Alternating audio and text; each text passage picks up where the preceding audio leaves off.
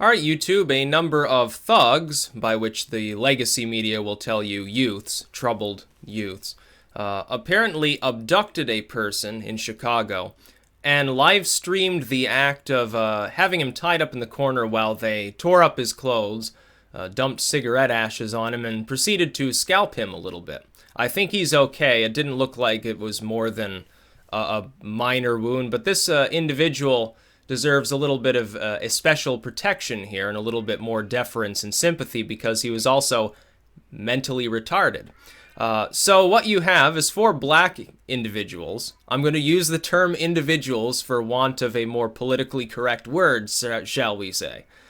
Four black individuals decided that it was a good idea to abduct somebody who may have already been a missing person. Link in the description. It's not making it clear whether this person was missing and then like he was wandering around and they found him and decided to do this, or whether he was a missing person because they had abducted him. It's not made entirely clear. But these individuals abducted this white individual, live streamed themselves tormenting him while rambling about Donald Trump. Now, other than fuck Trump and shawty, I'm not actually sure exactly what else they're saying. I can't understand it. I don't know. I don't get a word of it. I hear fuck occasionally. That's all. That and fuck, Donald Trump, usually used in conjunction with each other, and shawty, or other words you would hear in a rap song, maybe, but I mean, it's so slurred together. I don't know if they were drunk or what. I don't really care.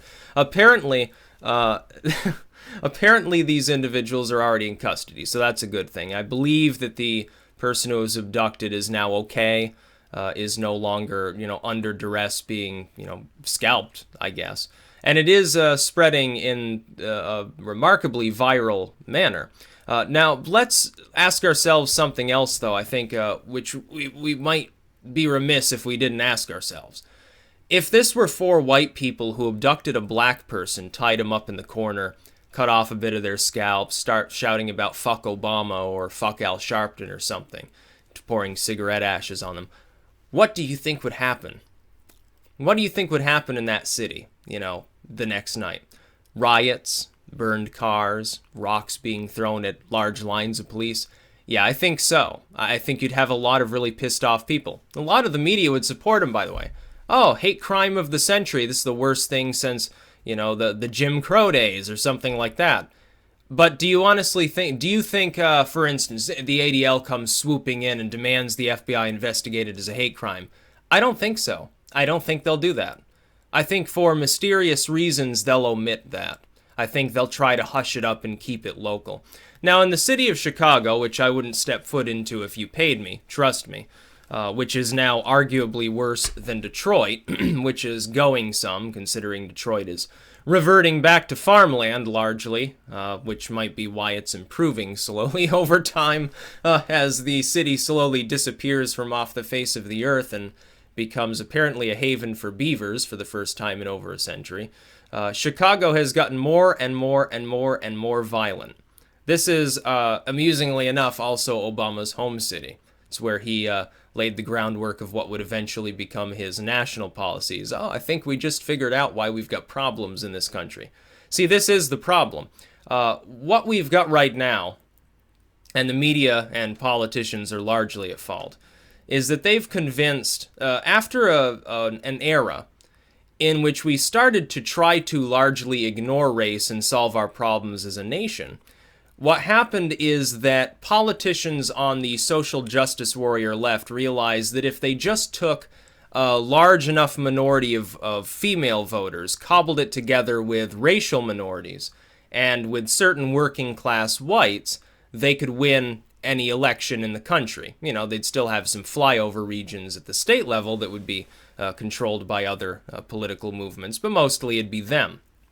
And so as a wedge issue, they started telling all the inner city minorities, yeah, fuck these whites, haha, yeah, it's okay to, berate the police, it's okay to stomp somebody's head, because you have legitimate grievances. It's essentially what they were being told. As the result, though, of the violence that spawned, you now have a wedge driven back into the population that we haven't seen since at least the 1960s, in which both white individuals and black individuals increasingly feel paranoid around one another. And because they feel paranoid, there's also more potential violence. And when there's more violence, they get more paranoid. Can you see a little bit of a problem here? The Democratic Party, which is mostly responsible for this, didn't quite think it through. And Chicago is like the bellwether of that happening in other big cities, too. It's not just Chicago. It's honestly not. Here we have the end result of the legacy media for an entire year telling people that Donald Trump was the next Adolf Hitler. A mentally handicapped individual, missing person either before or because of abduction, doesn't really matter. A mentally handicapped individual was tortured and attacked by blacks who apparently conflated him with Donald Trump.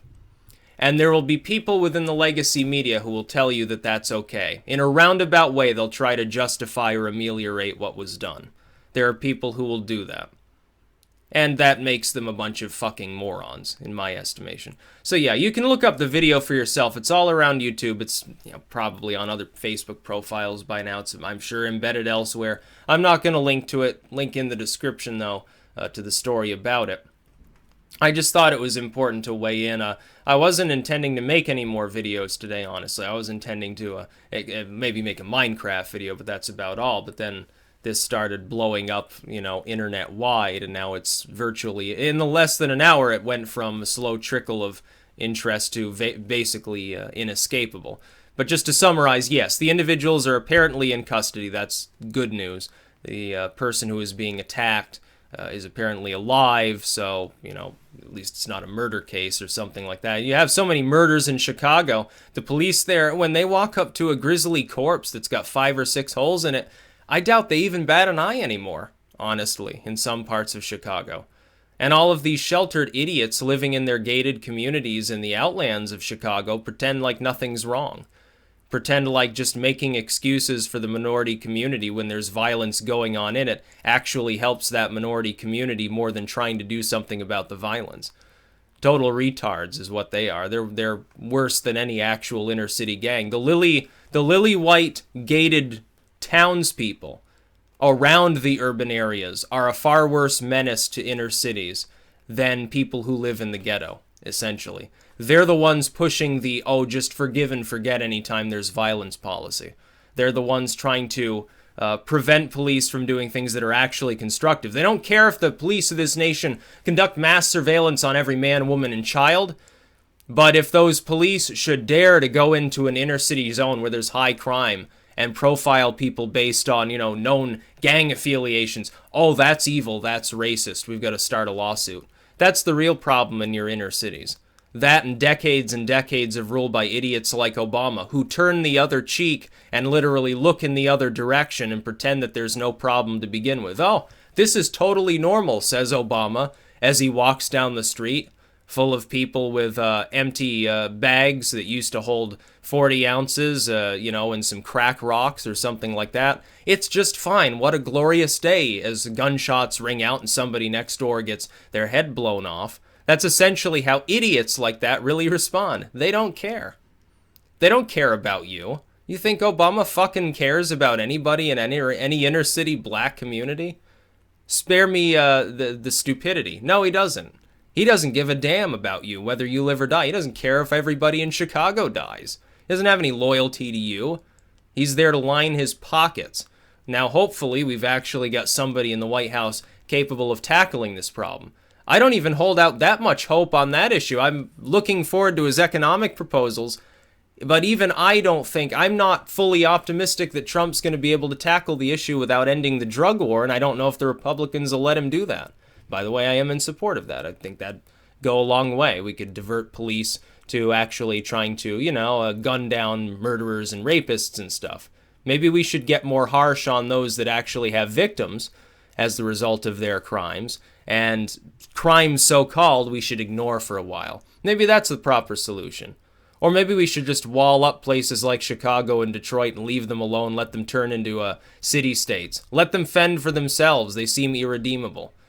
And I'm going to use that term in a pointed manner because, of course, there are some people, we won't name names here, there are some politicians who think that it's some ma and pop Hardware store owner out in the middle of the boondocks who's irredeemable, who's fucking up the country. Yeah, they're the ones responsible. Okay, yeah, that makes perfect sense to me. Killers, rapists, that's okay. That's all American activities, I guess. Some small business owner who saw their job destroyed because of the recession. Oh, they're irredeemable. There's something wrong with them. Never mind. You've got constant beatings and shootings in the inner cities. Let's just ignore it altogether. Pretend, if you pretend the problem doesn't exist, then you don't have to pressure yourself to find ways to stop it. That could be hard. It could require brain power, something that most of DC doesn't have.